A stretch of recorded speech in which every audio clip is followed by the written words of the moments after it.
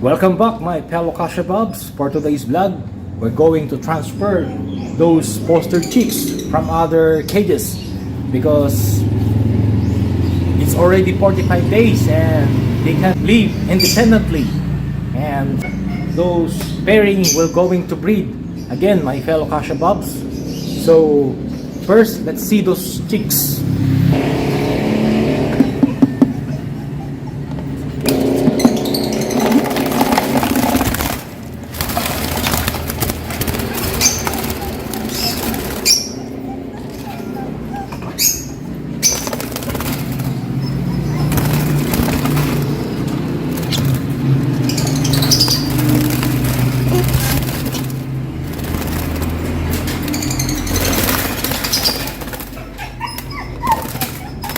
Here they are, my fellow Kasha Bobs. They are 6, and the real chicks of our foster parents are 2. So we're going to transfer them. We're going to transfer those 6 chicks to the other cage, so that they're going to start breed again our pairing pair, my fellow Kasha Bobs.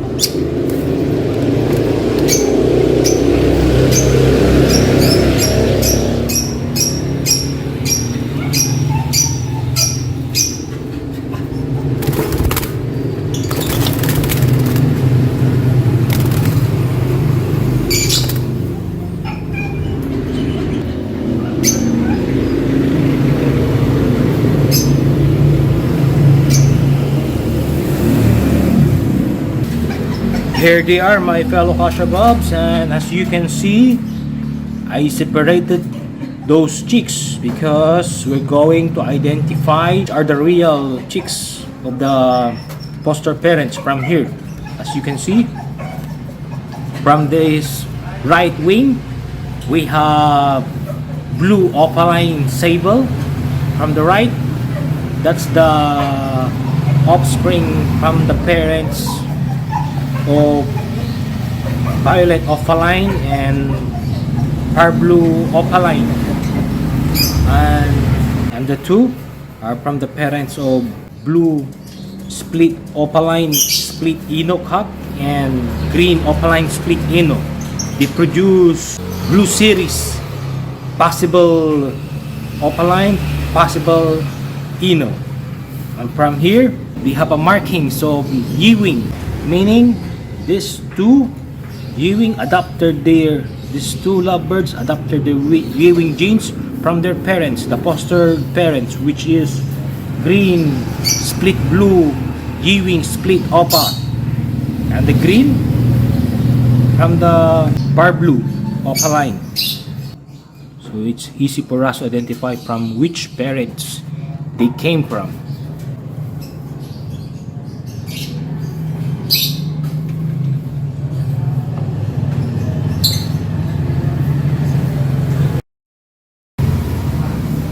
So that's our vlog for today. So if you're new viewer to my channel, don't forget to subscribe. And if you like this video or you don't like this video, still subscribe and share this video. Again, thank you for watching, my fellow Kasha Bobs.